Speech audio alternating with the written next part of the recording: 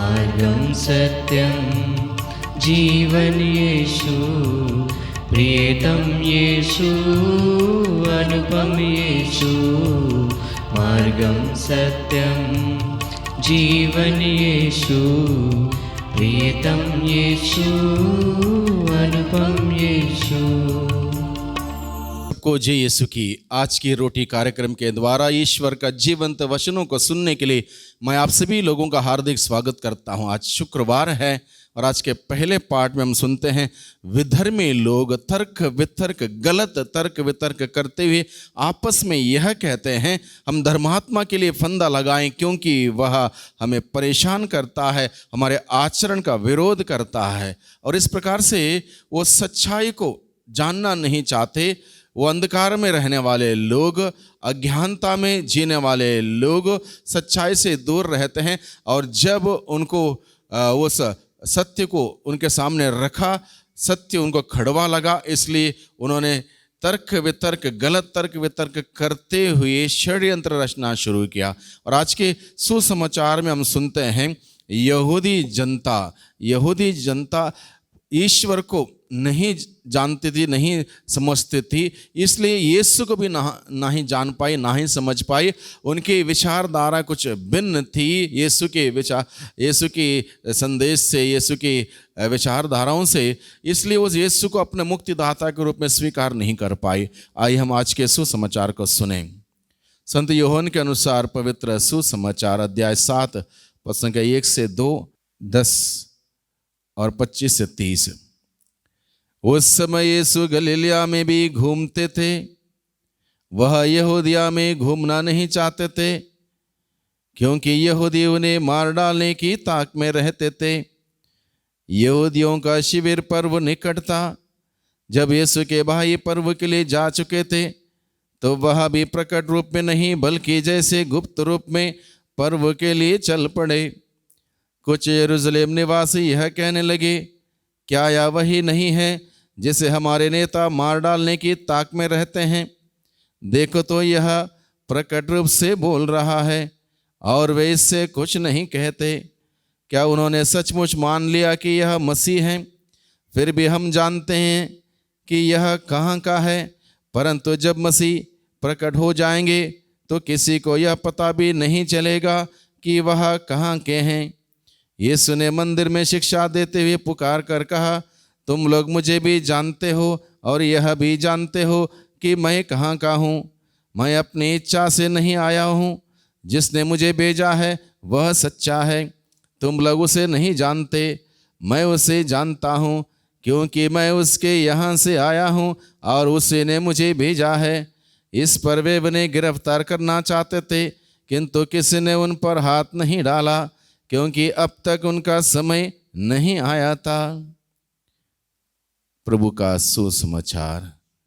प्रभु क्रिस्त में प्यारे भाइयों बहनों, आज का पहला पाठ जो प्रज्ञा ग्रंथ से लिया गया है, इस पहले पाठ में हम सबों को बताया गया है लोग जो सच्चाई पसंद नहीं करते थे, सत्य को नहीं जानना चाहते थे, जिनके लिए सच्चाई कड़वी लगती थी, वो गलत तर्क वितर्क करते हैं और ऐसा षड्यंत्र रचते हैं कि हम धर्मात्मा के लिए फंदा लगाएं, क्योंकि अधर्म में रहने वाले लोग धर्मात्मा की बात सुनना नहीं चाहते, इसलिए फंदा लगाने की योजना बनाते हैं धर्मात्मा के लिए, क्योंकि वह उनकी बातें उनको परेशान करती थी। वो हमारे आचरण का विरोध करता, वो कहते हैं हमारे आचरण का विरोध करता, क्योंकि उनका आचरण सही नहीं था, ठीक नहीं था, धर्म के अनुसार नहीं था, इसलिए विरोध किया गया ऐसा आचरण को। इसलिए वो इस बात से वो नाराज थे कि हमारे सामने ऐसी सच्चाई प्रस्तुत की गई, इसलिए धर्मात्मा को मारने का षड्यंत्र रचते हैं। ये आज के पहले पाठ के द्वारा हम सबों को बताया गया, यानी कि आज भी लोग सच्चाई स्वीकार करना नहीं चाहते। कोई सीधे के सीधे सच बोल दिया जाए, घबरा जाते हैं, परेशान हो जाते हैं, क्योंकि स्वीकार करना हर किसी के बस की बात नहीं। जो असत्य में जीता है, अंधकार में जीता है, झूठ का सहारा लेता है, वो शैतान के वश में होता है। और शैतान नहीं चाहता है कि कोई भी उस सत्य में आए, सत्य के जीवन जिए, कोई नहीं चाहता। इस प्रकार से तकलीफ, वहाँ पर एक आध्यात्मिक संघर्ष हम देखते हैं। आध्यात्मिक संघर्ष, वो सत्य में आने में, सत्य को स्वीकार करने में, सत्य में विश्वास करते जीने में एक संघर्ष, एक तकलीफ निरंतर बनी हुई है। ये हो सकता है, ये किसी के जीवन में हो सकता है, किसी के भी जीवन में हो सकता है। अगर हम असत्य से, अंधकार से संचालित हैं, सत्य हम पसंद नहीं करेंगे। और यही बात आज के पहले पार्ट में बताई गई है। जो लोग उस धर्मात्मा को मार डालने का षड्यंत्र रचते हैं, क्योंकि वो सत्य बोलता था, धार्मिक बातें बोलता था, इसलिए उसको खत्म करने की योजना सोचते हैं। और आज के सुसमाचार में हम देखते हैं, यीशु गलीलिया में घूमते थे और यहूदियों में घूमना नहीं चाहते थे, क्योंकि यहूदी उन्हें मार डालने के ताक में रहते थे। यहूदियों का शिविर पर निकट था। यीशु वहाँ पर प्रकट रूप से नहीं बल्कि गुप्त रूप से वहाँ पर उस शिविर पर्व में चले जाते हैं। कुछ यरूशलेम निवासी यह कहने लगे, क्या यह वही नहीं है जिसे हमारे नेता मार डालने के ताक में रहते हैं? देखो तो यह प्रकट रूप से बोल रहा है और वे इससे कुछ नहीं कहते। लेकिन प्रभु निडर होकर ईश्वर के राज्य का प्रचार प्रसार करते हैं, रोगियों को चंगाई देते हैं और अपना कार्य, अपना प्रचार प्रसार का कार्य जारी रखते हैं। और यहाँ पर यहूदी लोग यीशु को इसलिए नहीं स्वीकार कर पाए, इसलिए नहीं अपना पाए, क्योंकि वो सच्चे ईश्वर को नहीं जानते थे। अगर ईश्वर को जानते होते तो उसके भेजे हुए उसके परम पावन पुत्र यीशु मसीह को जानते, यीशु मसीह को स्वीकार करते। वो ईश्वर को नहीं जानते थे, इसलिए वो यीशु को रिजेक्ट करते हैं, यीशु को नहीं अपनाते हैं, यीशु के संदेश को नहीं अपनाते हैं।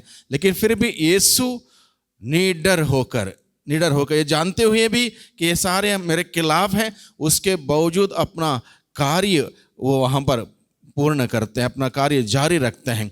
इस प्रकार से प्रभु हमें सिखाता है, हमें असत्य के सामने, अंधकार के सामने, विरोध करने वाले लोगों के सामने सच बोलने में, सच प्रकट करने में, सच्चाई के आधार पर जीवन व्यतीत करने में कभी डरना नहीं चाहिए, कभी विचलित नहीं होना चाहिए, क्योंकि आखिर में जीत होनी है वो सत्य की। सत्य ही हमें आज़ाद कर देगा, स्वयं प्रभु यीशु मसीह ने कहा। इसलिए आज के परिवेश में भी हो सकता है शास्त्री फरीसियों के, यहूदियों के, इस प्रकार के विचारधारा के लोग अलग अलग जगह पर, अलग अलग माहौल में हम सबों को मिल सकते हैं। और जिस प्रकार से वो विरोध करते थे यीशु मसीह का, वैसे आज भी विरोध करने वाले लोग जगह जगह पर मिलेंगे। लेकिन लोग विरोध करते हैं, लोग हमें रोकते हैं, या लोग हमारे खिलाफ षड्यंत्र रचते हैं, इसलिए हमें हमारे कार्यों को करने में पीछे नहीं हटना चाहिए। हमें इस बात पर भरोसा रखना चाहिए, विश्वास रखना चाहिए, हमें जिस प्रभु ने चुना है, बुलाया है, वो हमारे साथ है। हमारे सुख में, दुख में हमारे साथ रहते हुए हमारे मार्गदर्शन वो करता है। इसलिए निडर होकर, जैसे प्रभु यीशु मसीह स्वयं निडर होकर अपना कार्य करते हैं, उसी प्रकार से हम भी निडर होकर प्रभु पर भरोसा रखते हुए, प्रभु पर विश्वास करते हुए अपना कार्य को आगे बढ़ाएं, ताकि हमारे इस सुंदर जीवन के द्वारा, सुंदर कार्यों के द्वारा, सच्चाई पर आधारित,